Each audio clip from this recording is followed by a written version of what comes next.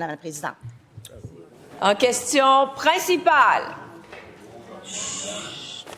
En question principale, je reconnais le député de Jean Talon.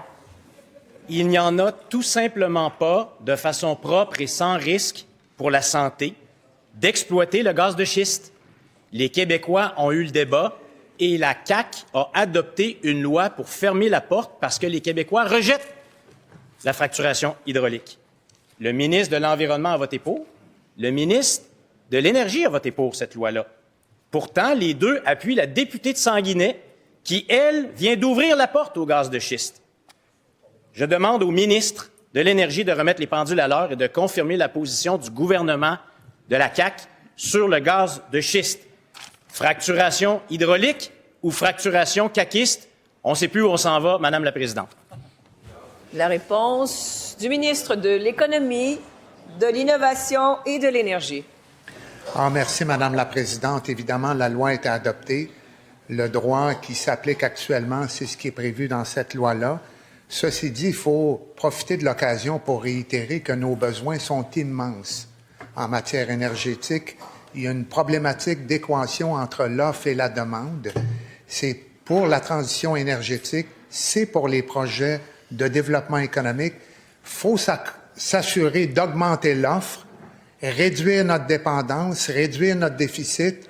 Et ça, on va le faire en collaboration avec tous les acteurs, tous les partenaires. Il faut s'intéresser à la diversité des sources d'énergie dans le respect du droit applicable. Et c'est notre position à ce stade-ci. Merci, Madame la Présidente. Première complémentaire. J'ai pas entendu de réponse claire et pourtant, ça inquiète beaucoup ce que la députée de Sanguinet a proposé. Ça inquiète même beaucoup le député de Lévis.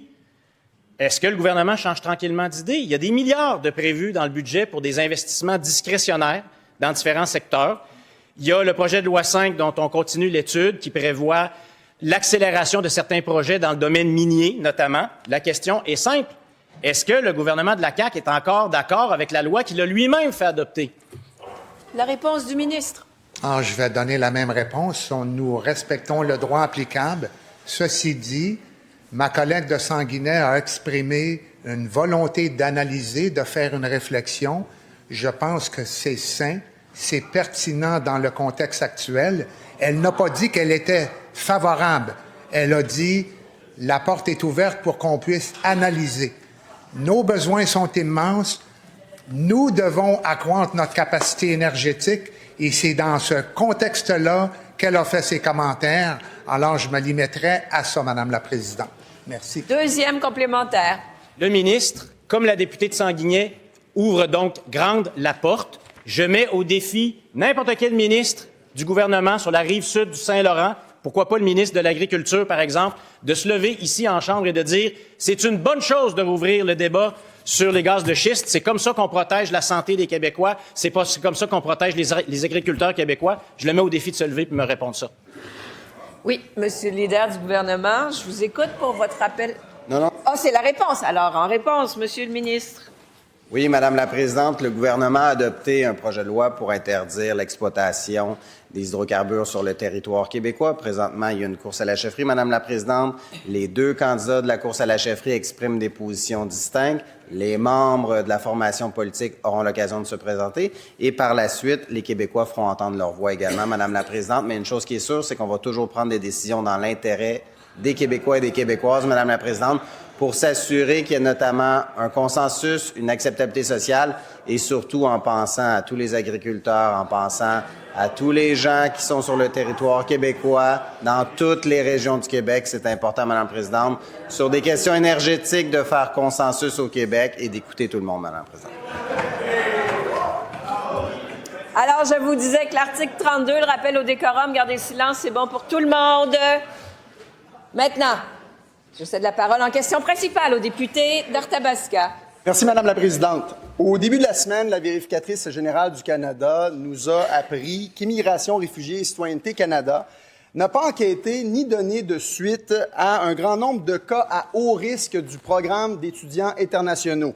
Elle révèle même dans son rapport que le ministère n'a pas agi pour des allégations de fraude potentielle concernant des centaines de demandes qui avaient été approuvées. Environ 150 000 dossiers en 2023 et 2024 ont été signalés parce que des titulaires de visas d'études qui n'auraient pas respecté les conditions de leur permis. Le gouvernement fédéral aurait lancé à peu près 4 000 enquêtes. Impossible, semble-t-il, d'en faire plus parce qu'il n'y aurait pas suffisamment de ressources. Et ça, même si on sait qu'en 5 ans, le nombre de fonctionnaires pour ce ministère-là spécifiquement a augmenté de 35 %. Ma question, Madame la Présidente, va au ministre de l'Immigration. De ces milliers de dossiers potentiellement frauduleux, combien se trouvent au Québec? La réponse du ministre de l'Immigration, de la Francisation et de l'Intégration. Oui, Madame la Présidente, c'était extrêmement préoccupant de lire cet article, de lire les travaux de l'institution fédérale qui a critiqué l'action du gouvernement fédéral à cet égard-là, qui manifestement ont levé la tête, comme on dit. Ils n'ont pas fait le travail, ils n'ont pas fait les vérifications, et ça mine la confiance des Québécois, la confiance des Canadiens dans notre système canadien d'immigration. Et ça mine, je vous dirais, notre intention, parce qu'au Québec, on n'est pas fermé à recevoir des étudiants étrangers ou internationaux. On a monté jusqu'à 120 000. Maintenant, on a ramené ça à 110 000 dans un exercice démocratique important, avec un meilleur contrôle maintenant sur nos plafonds. On est venu faire le ménage. Il y avait des institutions collégiales, pour la plupart privées, non subventionnées, anglophones, une espèce d'usine à diplôme qui vendait la citoyenneté canadienne à rabais. C'est à ces institutions-là qu'on s'est attaqué en préservant notre capacité de recherche, puis en préservant nos institutions collégiales et universitaires en région. Donc, nous, au Québec, on a agi avec diligence. On n'a pas jeté le bébé avec l'eau du bain. On a agi de manière mesurée. À Ottawa, c'est comme s'il n'y avait pas assez de fonctionnaires SIC pour faire le travail. Il y en a des fonctionnaires à Ottawa, mais on dirait qu'il y a un problème de priorité. Complémentaire.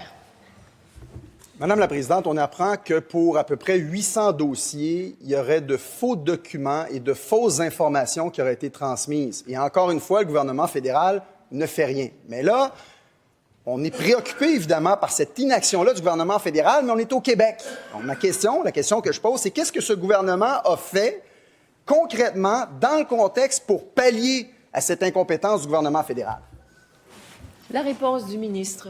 Écoutez, Madame la Présidente, on ne va pas dédoubler les effectifs puis se mettre à faire toutes les enquêtes qu'Ottawa ne fait pas. Je pense qu'Ottawa se sont fait rincer les oreilles assez sévèrement là-dessus et je pense qu'il faut continuer de notre côté de faire le travail. Il y a eu des gens qui sont arrivés ici sous de faux prétextes, c'est-à-dire des gens qui arrivaient ici, par exemple, en tant qu'étudiants. Il n'y avait pas d'intention d'étudier.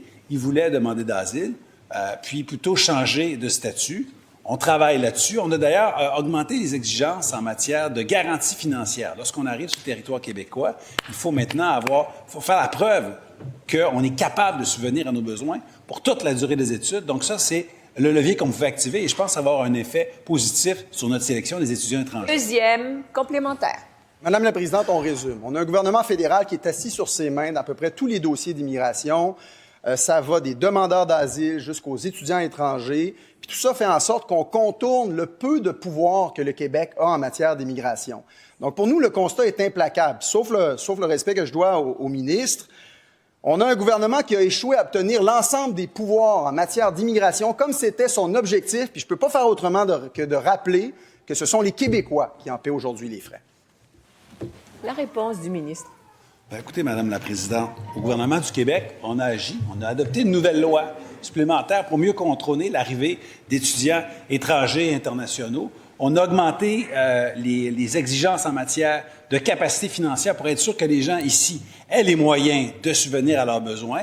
On a fait davantage de vérifications. Il y a des choses qui appartiennent à Ottawa, il y a des choses qui appartiennent aussi aux institutions. Je pense que la nouvelle députée de Chicoutimi était aux affaires à Chicoutimi. J'espère qu'elle a agi avec diligence dans le cadre de ses travaux.